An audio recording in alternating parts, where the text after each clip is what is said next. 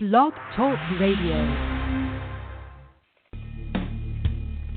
Welcome to Institute for Personal Development, where total consciousness is the new frontier.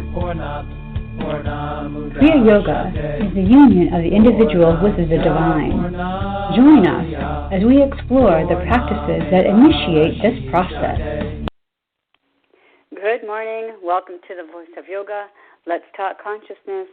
I am your hostess, Lisa Winton, and with me is Kenny Toy, also known as Swami Jayananda, founder of Institute for Personal Development, located here in Hampton, New Hampshire. Good morning, Swami. Thank you for being here today. How are you? Good morning. I'm doing pretty good today. How about you? I'm doing great on this fabulous moon day. And I want to thank you, listeners, for tuning in. And today on The Voice of Yoga, we will explain how the 8 essential stages of Kriya Yoga are a practical guide for highly effective living. We will emphasize the importance of union with the divine as the power source for a successful experience. Swami will discuss the difference between ordinary advice and a guided practice with connection. So again, welcome to the Voice of Yoga. We are talking consciousness. Be sure to join our Kriya Yoga Spiritual Advance. Get the light in your soul and experience the power of Prana. So, Swami, I think we should first talk about is what exactly are the 8 essential stages of yoga for those people who are new to the program and new to yoga? Well, when yoga was codified, it was done so by a man named Patanjali in approximately 200 BCE. And when he wrote it down in what was called the 8 essential stages. And they were yamas, which are the abstentions, niyamas, which are the observances, asana, posture, pranayama, which is control of prana, and then pratyahara, sense withdrawal, dharana, concentration, dhyana, meditation, and samadhi, illumination or contemplation.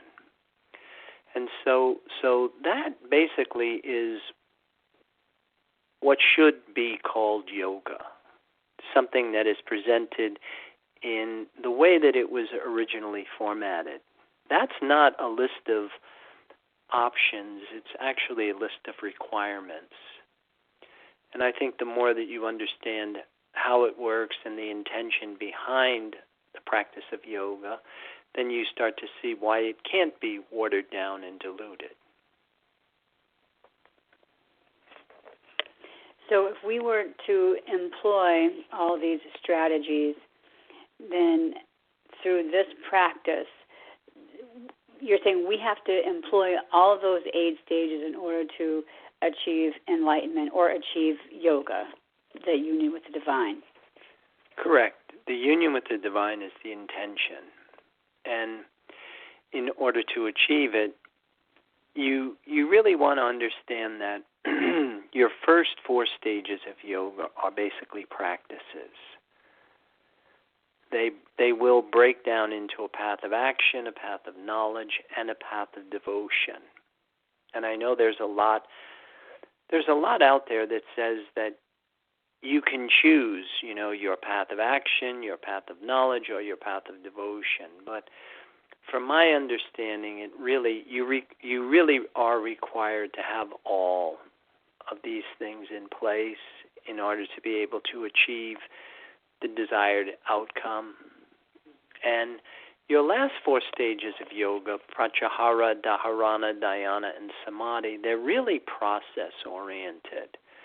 They're the same practices experienced at a different level of consciousness, a different degree of awareness.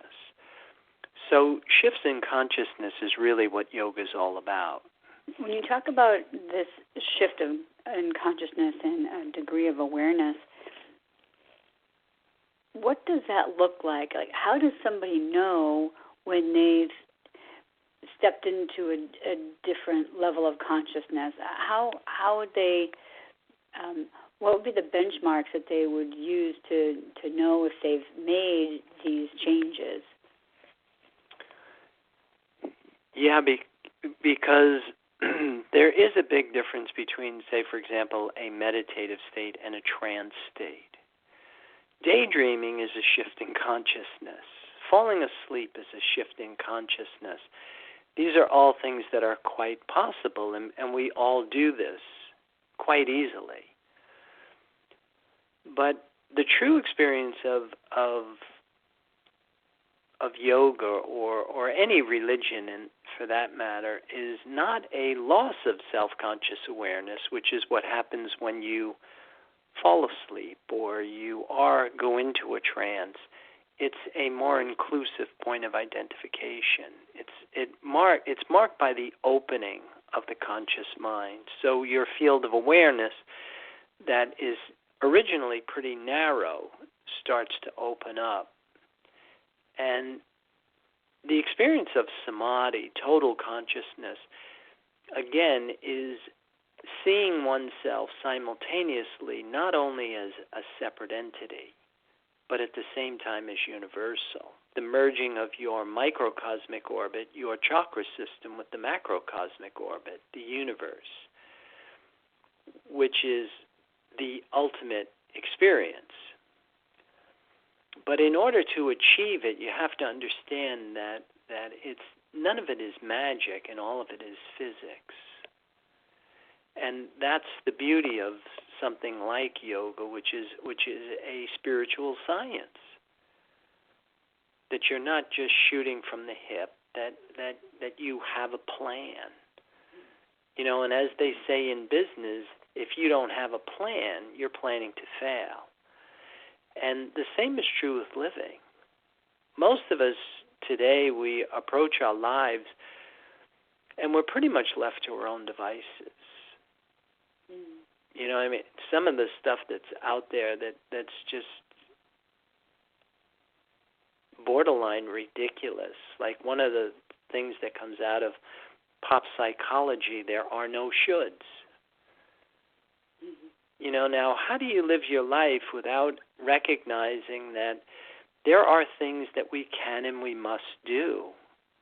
Say, for example, I would never think of crossing a street without looking both ways. You know, so to me, to make a blanket statement that there are no shoulds really kind of discounts or devalues the importance of understanding how things work and how they don't work and how we can participate with things. And this is where I think yoga really excels as far as giving you a game plan for a practical guide for highly effective living. Because, first of all, it's all about the opening of the mind, the expansion of the identity beyond seeing yourself as separate. And in order to do that, again, you're going to need action, knowledge, and devotion. And good leadership makes it a whole lot easier,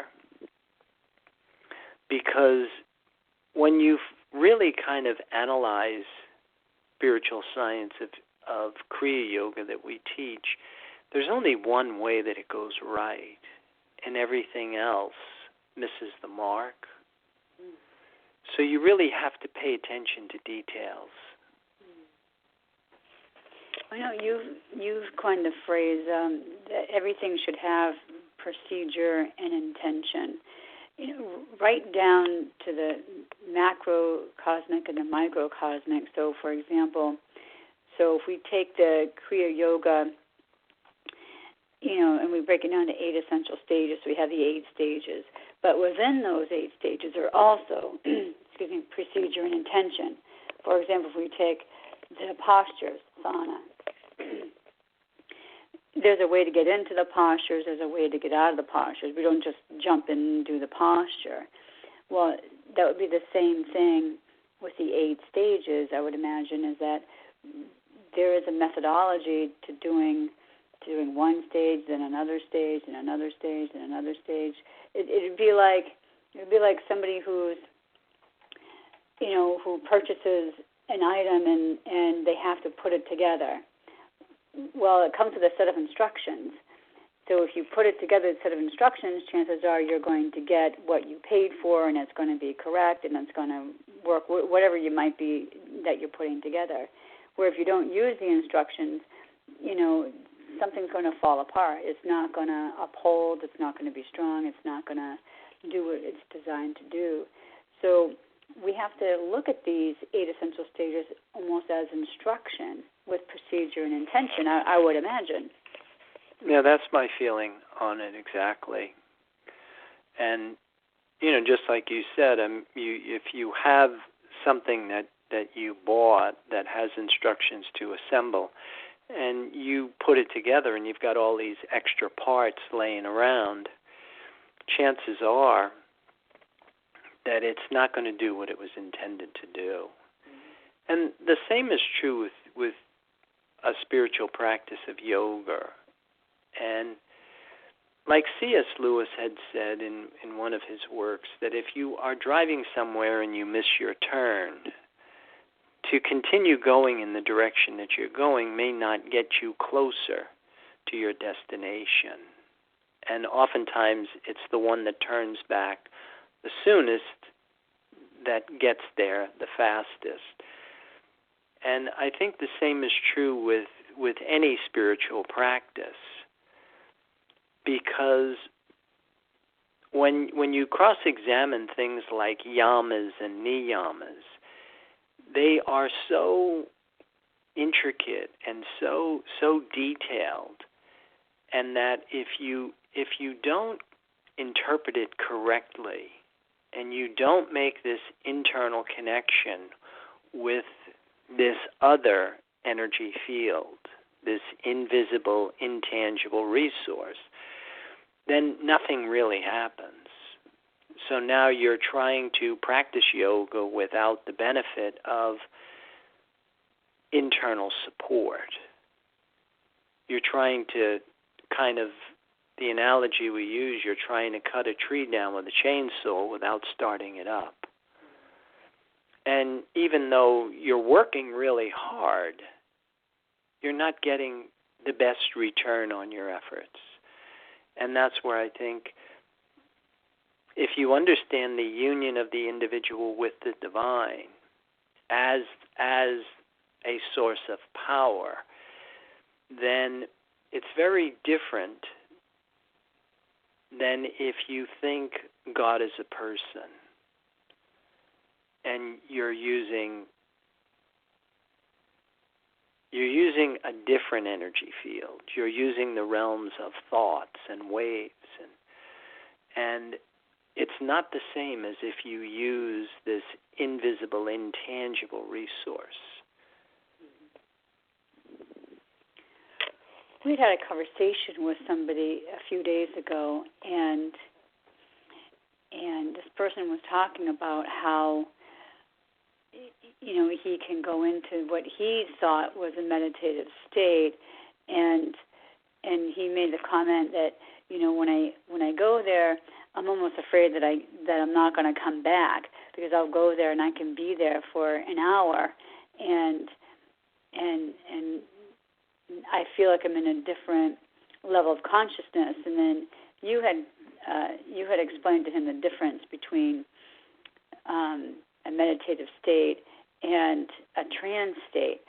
So I was wondering if you could explain to our listeners what you had said to that gentleman about, like, he thought all the time that it was a meditative state, and it's not. So what are the telltale signs if we are in the meditative state versus the trance state? Well, I think the first order of business is that the meditative state is not a loss of self-conscious awareness. So that you still see yourself as a separate entity, but then you also see yourself simultaneously as an intricate part of something bigger. And the only way that we can actually achieve this expanded sense of self is by having this union with the divine, that our physical bodies are actually using this life force as a source of sustenance, as a symbol for validation, if you understand what I'm saying. That you've internalized this secret source of sustenance in your body, so that your body now revels in this resource.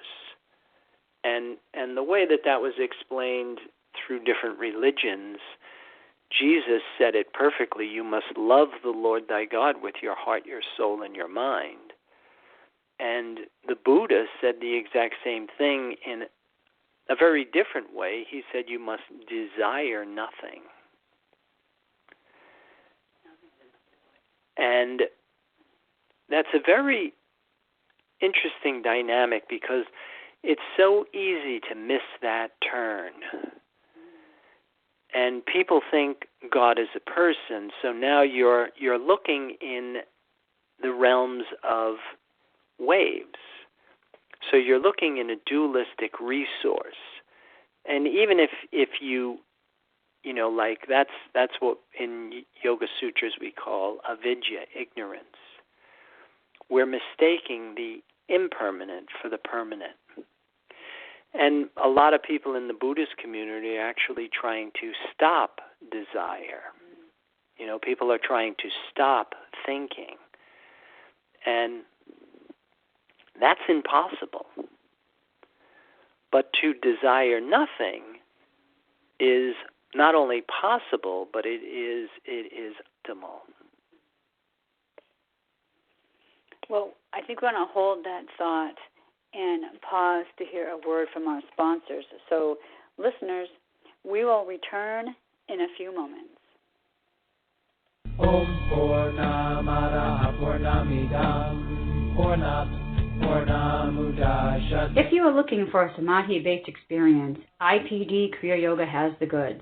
A complete yoga program that includes the practices and the process. Kriya Yoga Theory 1 live classes and videos. Get your arms around the spiritual science of Kriya Yoga. The intention of why we practice is to embody spirit, to feel connected to the life force.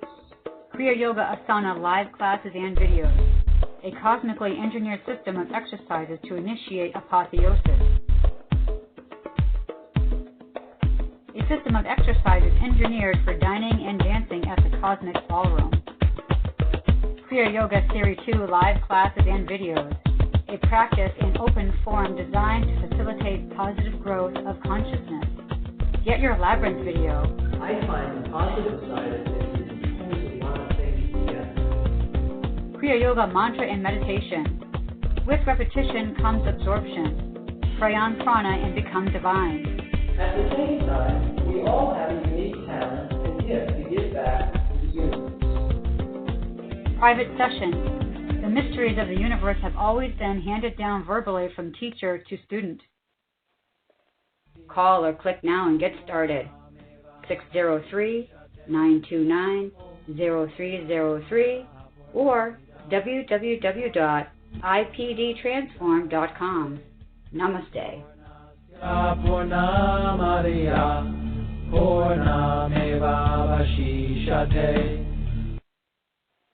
Welcome back. For those of you just joining us, you're listening to The Voice of Yoga, and we are talking consciousness.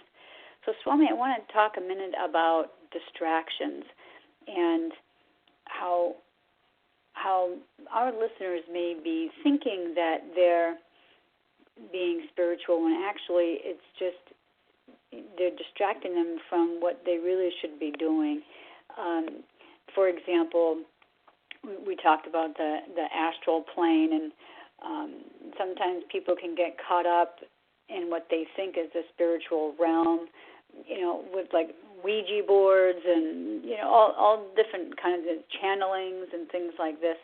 And can you explain to us the difference between, focusing your efforts on that as opposed to focusing your efforts on really trying to understand and work with the 8 essential stages? Well, yeah, the whole thing is that we talked about it a couple of weeks ago when we talked about the Trinity, that reality is multidimensional. And two of those dimensions of reality, particles and waves, are dualistic.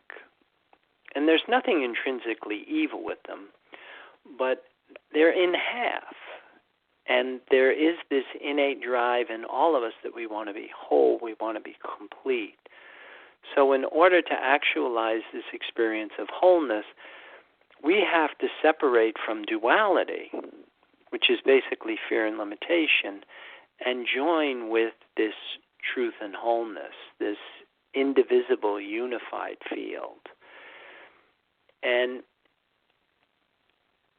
anything that keeps you attached to things that are either visible and tangible or invisible but tangible will not allow you to have attention for something that's invisible and intangible. So that's why your second stage of yoga, the niyama, your first niyama is shaucha, which is purification. We literally have to purify ourselves. We have to purge ourselves physically of this pattern that our bodies come in with. We look for food, mother, or approval. But also we have to purify ourselves mentally and conceptually. That we have to really understand how creation is taking place. Because like you said, it's very easy to be lost in the realms of thought and start to substitute that intellectual, devotional mirage for true spiritual reality. So how does one pull themselves out of that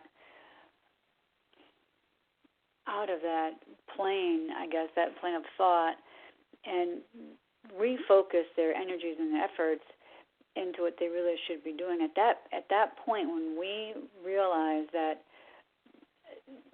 we're wasting our time and we're being distracted with these other things, what's the best course of action one should take?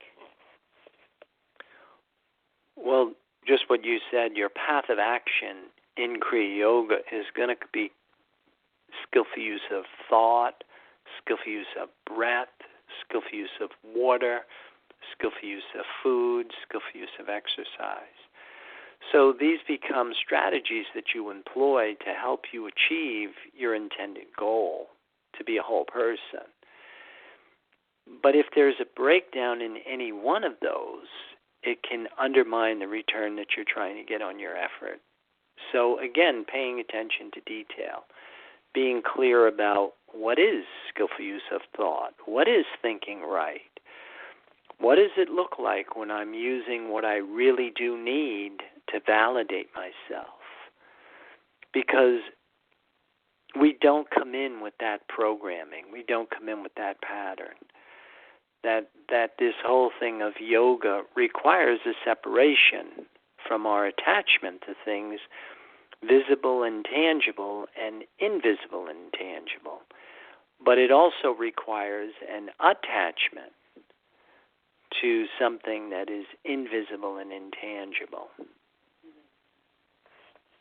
You know, I firmly believe that any one person can make great strides in their spiritual progress, or even in their own personal healing, whatever that might look like, if they just employed or start employing all the stages of yoga. I mean, if you think about it, it's like a lot of what's wrong with us physically has to come down to our diet. What are we putting into our mouths? And then you can go further back and think of, well, what am I thinking to make me want to put that into my mouth? So it really all comes down to what you're saying is the thought, and then the breath, and then why would you want to put something in your body that may cause your breath not to come in, you know, on a full inhale or exhale breath? Like, why would you want to smoke, for example? Because that affects your lungs, which is going to affect how you breathe. So that's not an effective, skillful use of breath. So I firmly believe that if we could just get everybody in the world to employ these 8 essential stages, we could heal ourselves from a lot of these crazy things that go on in our physical body that's telling us that, listen, the body's hurting here, you got to make some changes. And I think some people just are not listening to what the body is trying to tell them.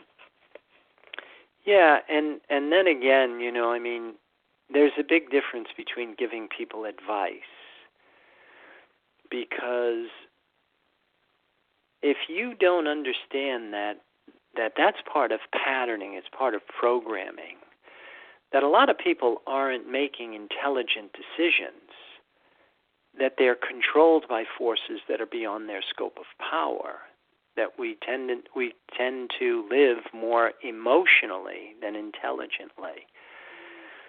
And without a clear understanding of the dynamics of what's going on between your physical body, your mental body, and your spirit body, it's very easy to get lost because our bodies have the power. Smokers know smoking's no good for them, but they can't stop. Drinkers know drinking is no good for them, but they can't stop. They're addicted, which basically means that they've internalized an image in the body, and the body thinks it needs it. Now, again, coming back to a practical guide to highly effective living, in the practice of Kriya Yoga, we don't just give people a lot of advice and rules. Don't do this and don't do that and don't eat refined sugar. And it's you actually educate yourself in how to reprogram your body so that you're not abstaining from things, but you're actually indulging yourself in this life force, that this power of prana becomes a new source of validation, so that it's not deprivation but indulgence. And if it's not put together that way, then chances are that you are still drawing from a limiting resource, trying to perform the conduct that would be associated with a human in the adult state who is drawing from this, what I call right energy field, because you're not trying. It's your nature to make these choices. So then there's something else, there's a thought or something else that's behind every action that we do, and I think you're right when you say I think people are doing the best that they can with what they know, and also they don't know what they don't know. Yeah, exactly. So I think it's about that time we need to start closing down this program. So in closing, I'd like to invite our listeners out there to visit the website. You can follow Swami on Pinterest and Twitter and Facebook. Be sure to visit the website. Again, the address is www.ipdtransform.com. And then once there, you can post comments or questions and curiosities about this show or any other future shows you would like us to do. And be sure to tune in next week. We will be celebrating Flag Day, Kriya Yoga style. And you can email me at lisa@ipdtransform.com with any questions you would like Swami to answer. So, Swami, any other final thoughts or comments about today's show? No, I would just like to encourage people to challenge maybe what they call yoga and maybe compare it to a system that is more in compliance with the 8 essential stages of yoga. And if you have any questions about that, don't hesitate to get in touch with us, because we'd be happy to help you out with that. With that, I'll wish everybody a good day. Namaste. And thank you for listening to our program, The Voice of Yoga. This is Lisa Winton along with Swami Jayananda signing off. Have a wonderful Kriya Yoga kind of day. Namaste.